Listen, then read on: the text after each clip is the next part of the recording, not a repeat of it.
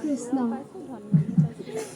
কবিতাৰ শিৰোনাম আঘোণৰ কুঁৱলী। কবি কেশৱ মহন্ত। আঘোণৰ কুঁৱলীয়ে বাট ভেটি কৰিছে আমনি, একোকে নমনি। কুঁৱলী নথকা হ'লে দেখিলোহেঁতেন বা পতা সোণ বৰণীয়া ধানৰ আচল। দেখিলোহেঁতেন বা লিহিৰি লিহিৰি ঢেৰ আঙুলিয়ে মুঠি মৰা কেচ কেচ চিকমিক খৰকাচিবোৰ। দেখিলোহেঁতেন বা খোপা বন্ধা মূৰবোৰ ওপৰলৈ তুলিবৰে সময় নোপোৱা।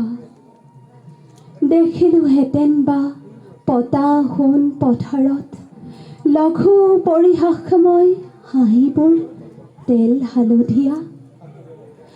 অলপ দূৰৰ পৰা নোচোৱাৰ ভাও ধৰি চাবতো পাৰিলোহেঁতেন, এইজাক দাৱনিৰ মাজতে আছিলে নেকি সেউতীও মোৰ। আঘোণৰ কুঁৱলীয়ে বাট ভেটি কৰিছে আমনি, একোকে নমনি। তথাপিও নোৱাৰিনে গম ল'ব পাৰোঁ, এমুকুৰা তামোলৰ পিকৰঙা উঠে উঠে 17 বছৰ হোৱা মুক্তুল আঘোণৰ ডালিম দাঁতত ডাঙৰি বন্ধাৰ লগ বিচাৰি বিৰিঙা তেল আৰু হালধিৰ যা বুলি ঠেলা মৰা খিলখিল হাঁহি। আঘোণৰ কুঁৱলীয়ে কৰিছে আমনি। আঘোণৰ পথাৰৰ দাৱনিৰ কাম আছে, মুঠি মুঠি কাচি কাচি ডাঙৰি ডাঙৰি। কাম আছে আঘোণৰ পথাৰত, কাম আৰু কাম।